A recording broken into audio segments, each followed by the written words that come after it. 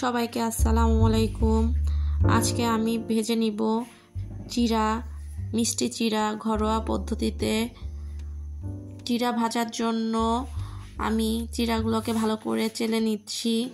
যেহেতু চিড়াগুলো ভাজবো এর জন্য ধোয়ার প্রয়োজন নেই, ভালো করে চেলে পরিষ্কার করে নিতে হবে। আমি এখানে চিড়াগুলোকে ভালো করে চেলে নিব। আমি এখানে 3 কাপ চিড়া নিয়েছি।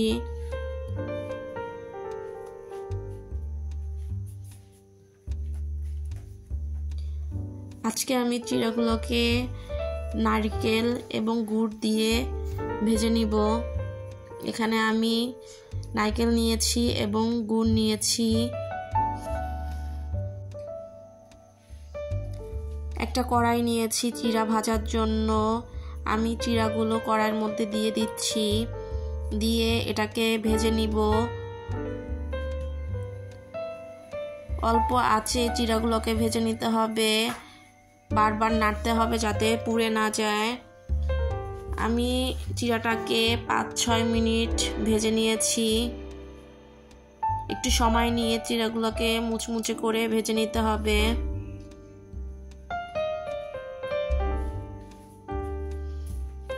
ভাজার পরে হাতে নিয়ে চাপ দিলে এরকম ভেঙে যাবে।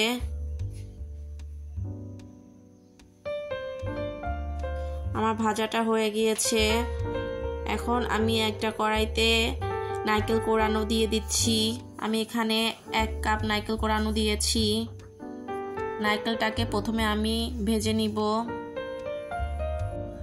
একটু সময় নিয়ে 3 থেকে 4 মিনিটের মতন ভাজতে হবে।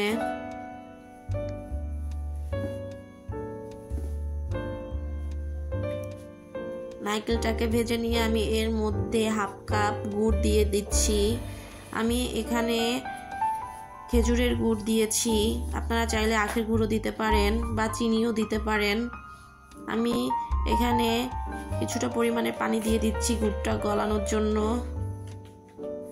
পানি দিয়ে কিছুক্ষণ জাল করে নিব। গুড়টা গলে ঘন হয়ে এলে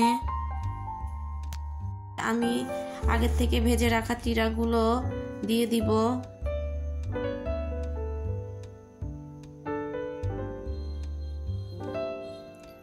দিয়ে গুড়ের সাথে চিড়াটাকে খুব ভালোভাবে মিক্স করে নেড়েচেড়ে মিক্স করে নিতে হবে।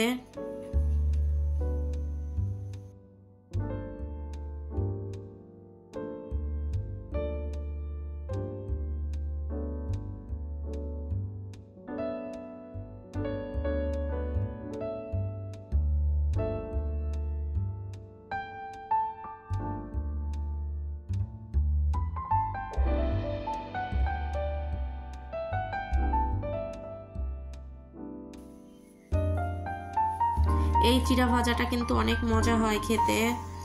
আপনারা এভাবে একদিন বাসায় তৈরি করে খেয়ে দেখবেন। মুচমুচে চিড়া ভাজা। এভাবে নারকেল এবং গুড় দিয়ে ভাজলে কিন্তু ভীষণ মজা হয় এই চিড়া ভাজাটা। বিকালের নাস্তায় এই মুচমুচে চিড়া ভাজাটা থাকলে কিন্তু জমে যাবে। ভালো থাকবেন আপনারা সবাই। আল্লাহ হাফেজ।